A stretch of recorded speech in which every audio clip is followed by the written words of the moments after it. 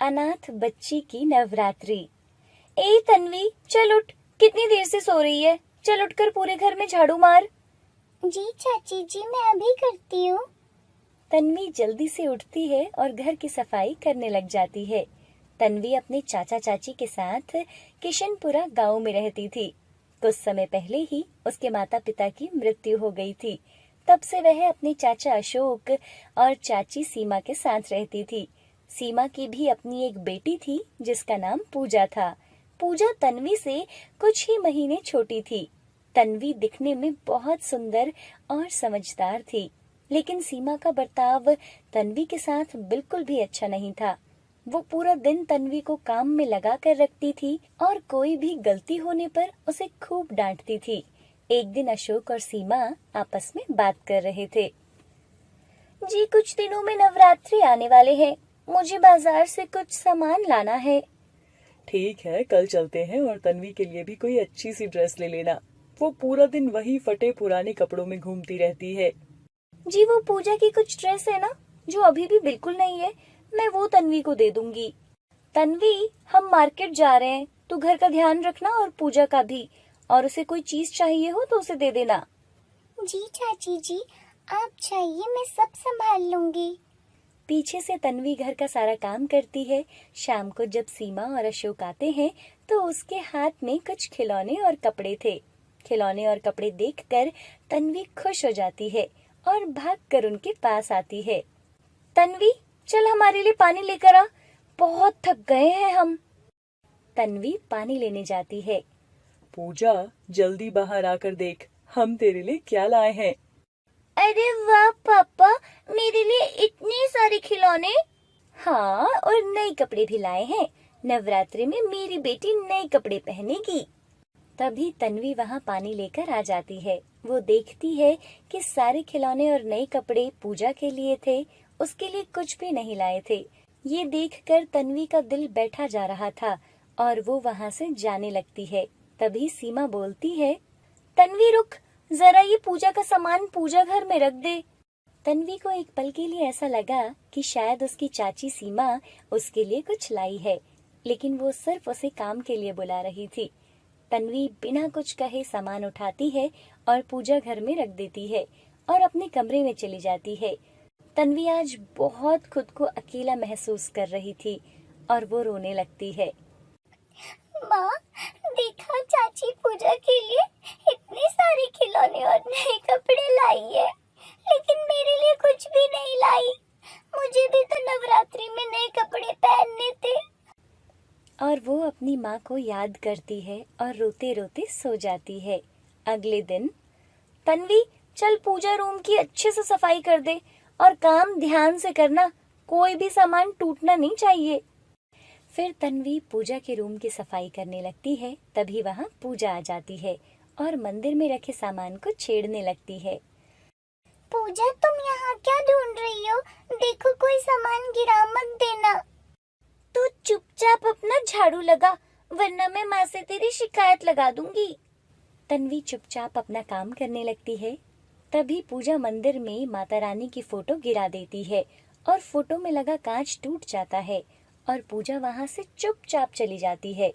तन्वी की नजर फोटो पर पड़ती है, लेकिन जब वो फोटो उठाती है उस फोटो का कांच टूटा हुआ मिलता है। अब क्या करूं? चाची जी मुझे जान से मार डालेगी। पूजा अपनी माँ को बुलाने उनके कमरे में चली जाती है। माँ, वो तन्वी ने मंदिर में एक फोटो तोड़ दी है। हे भगवान, ये लड़की तो बस हमारा नुकसान ही करती रहती है, अभी बताती हूँ इसको। सीमा जैसे ही अंदर आती है, सीमा को आते देखकर तन्वी बहुत डर जाती है। देखो माँ, तन्वी ने वो फोटो तोड़ दी है। अरे नहीं चाची जी, मैंने कुछ नहीं तोड़ा। थोड़ी देर पहले पूजा यहाँ आई थी। तेरी इतनी हिम्मत, एक तो फोटो तोड़ दी और इसका इल्जाम तू मेरी बेटी पर लगा रही है। तू रुक, अब भी मैं तुझे सबक सिखाती हूँ। सीमा जैसे ही फ्रेम को उठाकर देखती है तो वो फोटो का फ्रेम बिल्कुल ठीक था। अरे, ये फोटो फ्रेम तो बिल्कुल ठीक है। ये पूजा भी ना आज बिना बात के पिटवा देती इसको मेरे हाथों। तन्वी भी जब फोटो फ्रेम को देखती है तो वो फोटो फ्रेम बिल्कुल ठीक था। अरे ये कैसे हो गया? ये फ्रेम तो टूट गया था और अभी खुद जुड़ भी गया। अगले दिन नवरात्रि भी आ जाती है और घर के सब सदस्य नए कपड़े पहनते हैं, लेकिन तन्वी के पास कोई भी नए कपड़े नहीं थे। अशोक सीमा से कहता है, पूजा और तन्वी को मंदिर ले जाने के लिए तैयार कर लो। अरे तन्वी को यहीं रहने दो, आज सुबह से उसकी थोड़ी तबीयत खराब है। अच्छा, तो क्या तुम उसके लिए दवाई लेकर आई हो? हाँ, और डॉक्टर ने उसे आज आराम करने के लिए बोला है। चलो ठीक है, तुम पूजा को ले आओ। सीमा तन्वी के पास जाती है। तन्वी, हम सभी मंदिर जा रहे हैं, तुम पीछे से घर का ख्याल रखना। चाची जी, मुझे भी मंदिर घूमने चलना है, आप मुझे भी अपने साथ ले चलो। अगर तू भी हमारे साथ जाएगी तो घर पर कौन रहेगा? सीमा की बातें सुनकर तन्वी बहुत उदास हो जाती है। अशोक, सीमा और पूजा घूमने के लिए चले जाते हैं। तन्वी मंदिर में माता रानी की फोटो के सामने बैठकर रोने लगती है। तभी उसे बाहर से एक बूढ़ी औरत की आवाज सुनाई देती है। घर में कोई है क्या? उसकी आवाज सुनकर तन्वी बाहर आ जाती है। जी माता जी, किससे मिलना है आपको? बेटा, मुझे तो तुमसे ही मिलना था। मैं बहुत दिनों से भूखी हूँ, कुछ खाने के लिए दे दो बेटा। आप अंदर आइए, मैं आपके लिए खाना लगाती हूँ। और वो तन्वी के साथ उसके घर के अंदर चली जाती है। तन्वी उन्हें हलवा पूरी खिलाती है। जीती रहो बेटा, बहुत समय के बाद मैंने पेट भर खाना खाया है, लेकिन तुम्हारे माता पिता कहाँ हैं? कोई और यहाँ दिखाई नहीं दे रहा। माई, मेरे माता पिता बचपन में ही मुझे अकेला छोड़कर इस दुनिया से चले गए थे। मैं यहाँ पे अपने चाचा और चाची के साथ रहती हूँ। वो आज माता रानी के मंदिर घूमने गए हैं। लेकिन वो तुम्हें साथ लेकर क्यों नहीं गए? क्या तुम माता रानी के दर्शन नहीं करना चाहती? मैं तो जाना चाहती थी, लेकिन मेरी चाची ने मुझे जाने से मना कर दिया। तुम चिंता मत करो, आज के बाद वो तुम्हें कभी परेशान नहीं करेंगी। तुम माता रानी का ये लॉकेट अपने गले में पहन लो, वो सदा तुम्हारी रक्षा करेंगी। और ये सब बोलकर वो औरत वहां से चली जाती है। दूसरी तरफ मंदिर जाते समय अशोक की गाड़ी का एक्सीडेंट हो जाता है। एक्सीडेंट में अशोक और पूजा को हल्की सी चोट आ जाती है, लेकिन सीमा एक्सीडेंट में बुरी तरह से घायल हो जाती है। डॉक्टर अशोक से बोलता है, अशोक जी, आपकी बीवी का खून ज्यादा बहने की वजह से अभी वो बेहोश है। हो सकता है कि वो कोमा में भी चली जाए। डॉक्टर साहब, प्लीज आप मेरी बीवी को बचा लीजिए। देखिए, दवा तो दे दी है, लेकिन अब दुआ की जरूरत है। अशोक घर पर जाता है और तन्वी को अपने साथ हॉस्पिटल लेकर आता है। अशोक पूजा और तन्वी के साथ सीमा के पास जाता है। सीमा बेहोशी की हालत में थी। तन्वी सीमा की हालत देखकर बहुत घबरा जाती है और वो माता रानी की माला को हाथ में लेकर प्रार्थना करने लगती है। हे माता रानी, कृपया मेरी चाची जी की सभी गलतियों को माफ कर दीजिए और इन्हें पहले जैसा ठीक कर दीजिए। कुछ ही देर में सीमा को होश आ जाता है और होश में आते ही सामने तन्वी को देखकर उसे भी अपनी गलतियों का एहसास हो जाता है। कुछ ही दिनों में सीमा बिल्कुल ठीक हो जाती है और उसे अस्पताल से छुट्टी मिल जाती है। घर पहुंचकर सभी मिलकर माता रानी की पूजा करते हैं। अब सीमा तन्वी को अपनी बेटी के जैसे ही प्यार करती थी और उसे कभी भी माँ की कमी महसूस होने नहीं दी। आप सभी को नवरात्रि की ढेर सारी शुभकामनाएं। आपको ये स्टोरी कैसी लगी हमें कमेंट करके जरूर बताइएगा। और हाँ, अगर आप हमारे चैनल पर नए हैं तो हमारे चैनल को सब्सक्राइब करना ना भूलें। साथ ही दिए गए नोटिफिकेशन बेल की घंटी को भी दबा दीजिए, ताकि जब भी हम कोई भी नई स्टोरी अपलोड करें तो उसका नोटिफिकेशन आपको सबसे पहले मिल सके। सब लोग चौराहे में आग जलाकर बैठे थे और ठंड से ठिठुर रहे थे। इस बार तो ठंड ने सारे रिकॉर्ड ही तोड़ दिए। हाँ भाई, कह तो सही रहे हो, इस साल के मुकाबले पहले कभी इतनी ठंड नहीं हुई। मेरा तो ठंड की वजह से घर से निकलने का मन ही नहीं कहता। ये है तावो गांव। यहाँ इस समय ठंड ने अपना कहर ढाया था। अशोक जो इसी गांव में पला पड़ा था, वो अपनी एक छोटी सी झोंपड़ी में अपनी पत्नी राधा और बूढ़ी माँ और 2 साल के बेटे दीपक के साथ रहता था। अशोक के पिता को गुजरे अभी 1 साल ही हुआ था कि उसके बड़े भाई सूरज ने धोखे से घर और जमीन अपने नाम करवा ली और अशोक को घर से निकाल दिया। अब अशोक अपने परिवार के साथ एक झोंपड़ी में रहता था। एक रात का समय था। जी आज तो बहुत ठंड है, ठंड से हाथ पैर जम रहे हैं। ये रजाई तुम दोनों ओढ़ लो, मैं कंबल ले लूंगा। ये तो फटा हुआ है जी, इसको आप में ठंड लगेगी। बेटा तू मेरे वाली रजाई ले ले, मुझे अपना कंबल दे दे। नहीं माँ, आपकी तबीयत ठीक नहीं रहती, आपको ठंड लग गई तो मुश्किल हो जाएगी। आप आराम से सो जाओ, मैं इस कंबल में ही सो जाऊंगा। रात को सब सो जाते हैं, लेकिन अशोक को पूरी रात नींद नहीं आई। ठंड के मारे उसका पूरा शरीर कांप रहा था। अगली सुबह, राधा, मैं काम पर जा रहा हूँ, सेठ ने आज जल्दी आने को कहा है। ठीक है जी, आप जाओ, मैं ये काम खत्म करके आती हूँ। आपका डिब्बा आते समय ले आऊंगी। अशोक गांव के सेठ के यहाँ मजदूरी का काम करता था।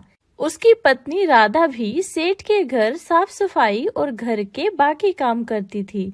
दोनों पति पत्नी अपने बेटे दीपक को बूढ़ी माँ के पास छोड़कर खूब मेहनत करते थे और अपना जीवन व्यतीत करते थे। यूं तो हमेशा ठंडी के समय -2 डिग्री तापमान रहता था, लेकिन इस साल तापमान बहुत ही ज्यादा घट गया था, जिससे ठंड बहुत जोरों से अपना कहर ढा रही थी।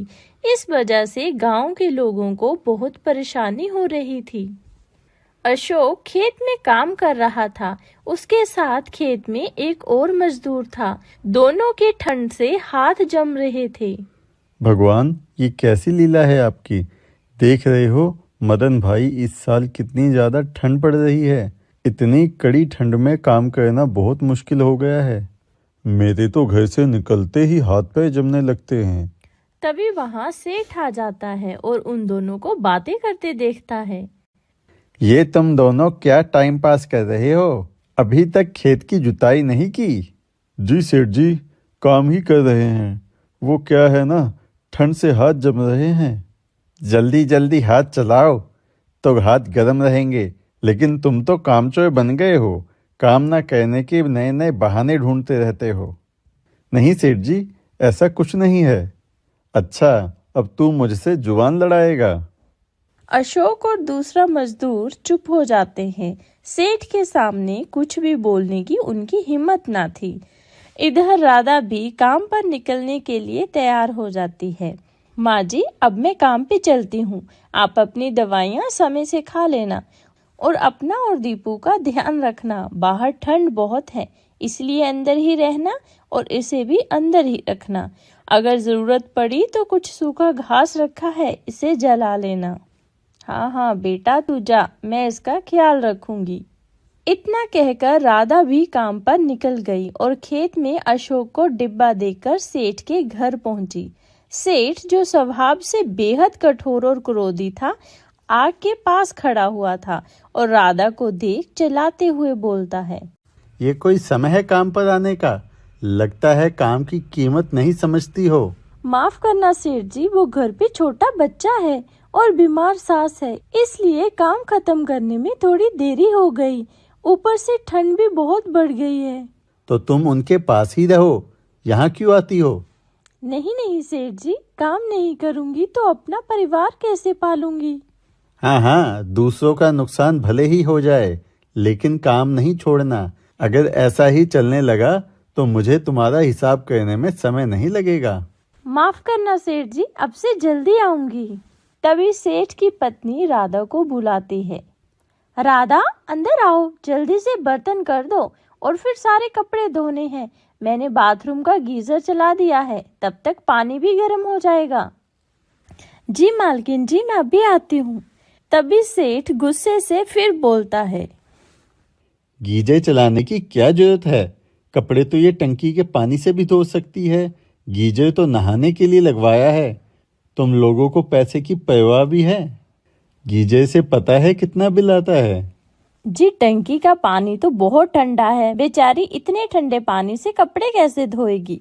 अगर सब तुम्हारे भरोसे छोड़ दूं तो तुम सब इन काम वालों पर ही लुटा दोगी।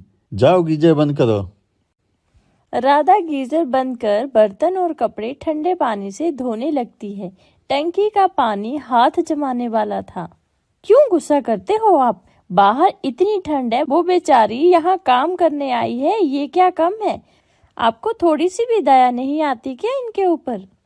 अरे तुम्हें नहीं समझ आता, ये लोग हमारा फायदा उठाते हैं। इन्हें समय पर सबक सिखाना जरूरी है, नहीं तो हमारे सर पर चढ़कर नाचने लगेंगे और कोई भी काम ठीक से नहीं करेंगे। राधा काम करते करते अपने बेटे दीपू के बारे में सोच रही थी। जल्दी जल्दी काम खत्म कर लेती हूँ, फिर घर चले जाऊंगी। माँ जी की भी तबीयत ठीक नहीं है, ऊपर से दीपक भी रजाई में रुकता नहीं। माँ भी परेशान हो रही होगी। सुबह से दोपहर हो जाती है। अशोक भी ठंड से कांपते हुए मजदूरी कर रहा था। तभी सेठ वहाँ पहुँचता है। अरे अशोक, काम ठीक से कर रहा है या ठंड के बहाने सुस्ताने की कोशिश कर रहा है? मैं मुफ्त खोरी बर्दाश्त नहीं करता, याद रहे। अगर आज काम पूरा नहीं हुआ तो मैं तुम्हें 1 रुपया नहीं दूंगा। नहीं मालिक, पूरी मेहनत कर रहा हूँ। ठंड बस थोड़ी ज्यादा है, इसलिए हाथ पैर जम रहे हैं, लेकिन आपका काम मैं पूरा करके ही जाऊंगा। आप चिंता मत करो मालिक। अशोक के चेहरे पर थकान साफ झलक रही थी। सुबह से ही ठंड में काम करते करते उसके हाथ अकड़ गए थे, लेकिन उसे अपने परिवार के लिए कमाना था। वह जानता था कि उसकी मेहनत ही उसका सहारा है। हे भगवान, ये कैसी परीक्षा ले रहे हो? इतने ठंडे मौसम में भी काम करना पड़ रहा है, लेकिन अगर मैंने काम छोड़ा तो सेठ मुझे काम से निकाल देगा और घर कैसे चलेगा? अशोक मन ही मन सेठ को कोस रहा था, लेकिन उसे कुछ कहने की हिम्मत नहीं जुटा पा रहा था। उसकी मजबूरी ने उसे चुप कराकर रखा था। तभी एक आदमी खेत में आता है। अरे अशोक, जल्दी चलो, तेरे घर में आग लग गई है, सब बर्बाद हो गया है। अशोक भागता हुआ घर पहुंचता है। उसकी पूरी झोंपड़ी जल गई थी और उसकी माँ भी आग में झुलस गई थी। ठंड से बचने के लिए इन्होंने आग जलाई और आग अचानक से बिस्तर में लग गई। वो तो पता नहीं कैसे ये बच्चे को लेकर बाहर निकली। लोगों ने मिलकर आग को बुझा दिया, लेकिन अब घर में कुछ नहीं बचा था। माँ, आप ठीक हो ना? आप चिंता मत करो, सब ठीक हो जाएगा। बेटा, मैंने सब जला दिया, सब बर्बाद कर दिया। माँ, कुछ नहीं हुआ, आप चिंता मत करो, सब ठीक हो जाएगा। मैं अभी डॉक्टर को बुलाता हूँ। बेटा नहीं, अब कहीं जाने की जरूरत नहीं। इतना कहते ही अशोक की माँ की सांसें रुक गई। अशोक और राधा को कुछ समझ नहीं आया कि आखिर ये सब उनके साथ क्या हो गया। गांव के लोगों ने मिलकर उनका अंतिम संस्कार किया और सब अपने अपने घर लौट आए। शाम होते होते ठंड और भी ज्यादा बढ़ गई थी और सब लोग ठंड से कांपते हुए अपने घरों में जाकर बैठे थे। अशोक और उसकी पत्नी राधा अपने बच्चे को लेकर घर बैठे थे, जो पूरी तरह जल गया था। किसी ने भी उन्हें अपने घर आने को नहीं कहा। सुनो जी, दीपू की तबीयत कुछ ठीक नहीं लग रही। लगता है इसे ठंड लग गई है। अब तो आग जलनी भी मुश्किल है, घर में कुछ नहीं बचा। मैंने सोचा था काम से लौटते समय कुछ लकड़ियां ले आऊंगी, लेकिन फिर ये खबर मिल गई। तभी दीपू खांसने लगा और उसका चेहरा लाल पड़ गया। जी, दीपू को ठंड लग गई है। ऐसा लग रहा है ठंड अब बर्दाश्त के बाहर हो रही है। चलो मेरे साथ चलो। अशोक राधा और अपने बच्चे को अपने साथ शमशान घाट ले जाता है और अपनी माँ की चिता के पास बैठ जाते हैं। कड़ाके की ठंड पड़ रही थी। अशोक और राधा अपने बच्चे को लेकर चिता की आग के पास बैठे थे और अपने बच्चे को गर्म करने की कोशिश कर रहे थे। तीनों वहीं सो जाते हैं। सुबह जब लोग उन्हें वहां देखते हैं तो तीनों को अपने घर लाते हैं। दीपू को डॉक्टर के पास ले जाते हैं। इधर गांव वाले मिलकर उनके लिए एक झोंपड़ी बनाते हैं और उन्हें कुछ गर्म कपड़े भी देते हैं। गांव का सेठ भी अशोक को कुछ पैसे देता है और उसकी मदद करता है। अगले दिन राधा के माँ पिता भी उनसे मिलने आते हैं और गांव वालों से उनकी हालत के बारे में पता चलता है। बेटा, तुमने मुझसे मदद क्यों नहीं मांगी? मुझे कुछ बताया क्यों नहीं? सब इतनी जल्दी हुआ कि हमें कुछ समझ ही नहीं आया। मुझे माफ कर दीजिए, मैं आपकी बेटी को खुश नहीं रख सका। बेटा, सब ठीक हो जाएगा। अच्छे बुरे दिन तो सब पर आते हैं, हमें मिलकर उनका सामना करना चाहिए। 2 दिन बाद दीपू भी बिल्कुल ठीक हो जाता है। अब अशोक सेठ के घर काम पर जाता है। अरे अशोक, तुम कुछ दिन घर पर रहो। ठंड बहुत ज्यादा है। इतनी ठंड में काम करना सही नहीं होगा। जब मौसम ठीक हो जाएगा तो मैं तुम्हें खुद ही बुला लूंगा। ये लो, तब तक कुछ पैसे रखो। और हाँ, अगर किसी चीज की जरूरत हो तो मुझे जरूर बताना। सेठ का बदला व्यवहार देख अशोक की आंखों में आंसू आ जाते हैं। शुक्रिया सेठ जी, आपका बहुत बहुत धन्यवाद। अब गांव वाले सब मिलकर ठंड का सामना कर रहे थे और एक दूसरे की मदद करने लगे। तुम्हारे गांव के लोग तो बहुत अच्छे हैं, एक दूसरे की कितनी मदद करते हैं। हाँ माँ, सब बहुत अच्छे हैं। अगर सब मदद ना करते तो हमारे सर पर ये छत भी ना होती। तभी अशोक घर आता है और राधा को कुछ पैसे और राशन देता है। सेठ ने कुछ पैसे दिए हैं और कहा है जब तक ठंड कम नहीं हो जाती खेत में काम बंद रहेगा। ये तो बहुत अच्छी बात है जी। अब ठंड में सब अपने अपने घरों में बचकर रहते हैं।